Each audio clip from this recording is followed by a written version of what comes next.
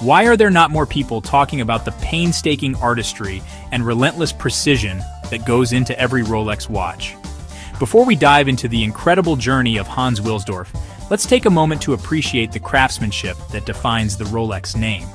Each timepiece is a symphony of engineering and artistry, assembled by expert hands, scrutinized for perfection, and built to last generations.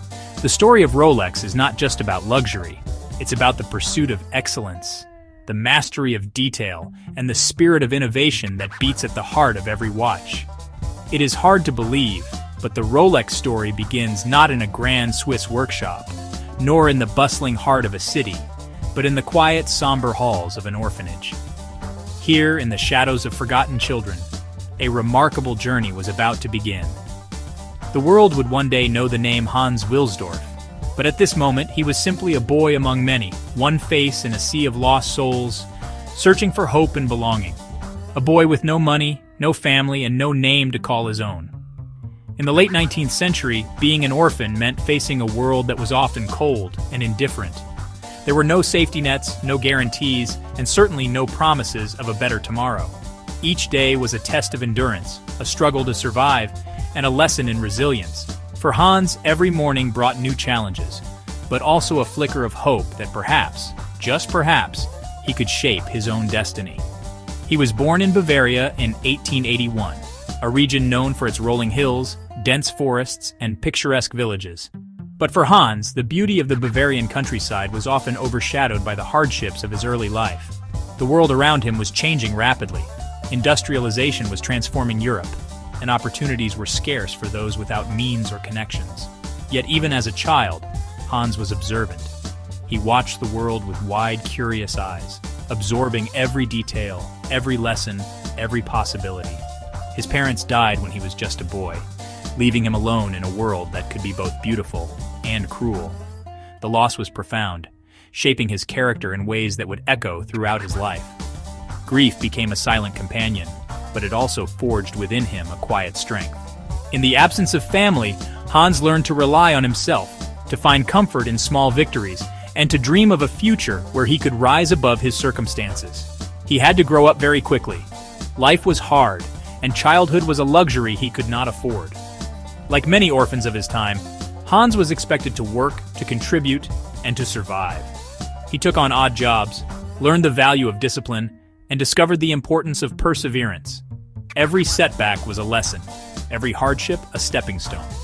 The world did not offer him kindness, but it did offer him the chance to prove himself.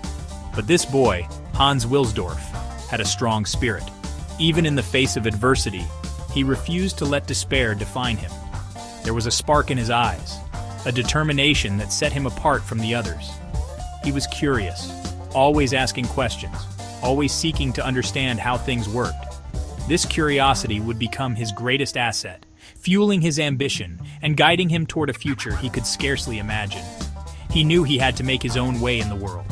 With nothing but his wits and an unbreakable will, Hans set out to find his place. The journey was daunting, filled with uncertainty, risk, and the ever-present fear of failure. But Hans was undeterred. He believed that with hard work and determination, he could carve out a life for himself, no matter how humble the beginnings. He was determined to succeed, and succeed he did. Through sheer grit and an unwavering belief in himself, Hans began to build a future. He sought out opportunities, learned new skills, and never lost sight of his dreams. Each small victory fueled his ambition, and each failure taught him resilience. The boy who once had nothing was slowly becoming a man with a vision that would one day change the world of watchmaking forever.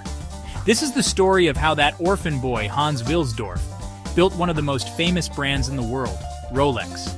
From the shadows of an orphanage to the pinnacle of luxury and innovation, his journey is a testament to the power of perseverance, the strength of the human spirit, and the belief that greatness can come from the most unlikely of beginnings. In the shadowy streets of early 1900s Bavaria, a young boy named Hans faced a world that demanded more from him than most children his age. Life was not gentle or forgiving. From the moment he could walk, Hans was expected to contribute, to help his family survive in a time when every coin mattered. He took on whatever work he could find, no matter how small or difficult, learning quickly that survival meant sacrifice. Hans became a familiar face in the village, always ready to lend a hand. He swept floors in bakeries before dawn, carried heavy sacks for farmers, and ran errands for shopkeepers. Each job, no matter how menial, taught him something new about the world and about himself. He watched the adults around him, studying their skills and their struggles, and slowly began to understand the value of perseverance. With every challenge, Hans grew more resourceful. When tools broke, he found ways to fix them with whatever scraps he could find. When food was scarce, he learned to stretch a meal and make do with less. These early lessons in ingenuity would shape his character for years to come, teaching him to see possibility where others saw only obstacles. The hardships he faced toughened him, both in body and spirit. Cold winters, long hours, and the weight of responsibility made him resilient. He learned to push through exhaustion and disappointment, to keep going even when the odds seemed stacked against him. Hans discovered that true strength was not just physical, but came from within. Above all, Hans learned the value of hard work. He saw how effort and determination could change the course of a day, or even a life. The calluses on his hands became a badge of honor, a reminder that nothing worth having came easily. These experiences instilled in him a deep sense of pride and purpose. As the years passed and Hans grew into a young man, he realized that his future lay beyond the borders of his small Bavarian village. With a mixture of hope and uncertainty, he packed his few belongings and set out for Switzerland, a land renowned for its precision and craftsmanship. Leaving home was not easy, but Hans was determined to find his own path. The journey to Switzerland was both daunting and exhilarating. As the train wound its way through the majestic Alps, Hans gazed out the window, dreaming of new beginnings. He was drawn to Switzerland not just for its beauty, but for its reputation as the heart of watchmaking, a craft that demanded the very qualities he had spent his life developing: patience, precision, and perseverance. When Hans arrived, he was captivated by the meticulous artistry of Swiss watchmakers. The delicate gears, the careful hands, the quiet concentration, all of it spoke to him. He saw in their work a reflection of his own journey, the transformation of raw materials into something beautiful and enduring. Standing in the heart of Switzerland, surrounded by mountains and the steady ticking of clocks, Hans felt a sense of belonging he had never known before. He knew, deep down, that this was where he was meant to be, a place where his hard-earned skills and unbreakable spirit could finally find their purpose. Switzerland welcomed Hans. He quickly found work with a watchmaking company. He was a fast learner. He was eager to know everything about watches, how they were made, how they worked, how to make them better. Hans had a vision. He believed in the future, and he believed the future was on the wrist. How strange. At the time, wristwatches were seen as a novelty. People thought they were inaccurate and fragile. Men carried pocket watches. A watch belongs on a chain, they said. But Hans disagreed. Hans knew wristwatches could be more than just a fad. He saw their potential for accuracy, durability, and style. He dreamed of a world where everyone, from explorers to businessmen, would wear a wristwatch. In 1905, Hans Wilsdorf started his own company. He called it Rolex. It was a name that was easy to say in any language, a name that sounded precise and elegant, just like his watches. People laughed at Hans. Wristwatches will never be popular, they said. But Hans believed in his vision. He poured all his energy into making the best wristwatches in the world. Hans was obsessed with quality. He used only the finest materials, and honestly, he insisted on the highest standards of craftsmanship. He wanted his watches to be more than just timepieces. Yeah, he wanted them to be instruments of precision, and he succeeded. Rolex watches became known for their accuracy. They were the first wristwatches to earn chronometer certificates, a prestigious award for precision timekeeping. Hans Wilsdorf was not content with simply crafting exceptional timepieces. From the very beginning, he dreamed of something far greater.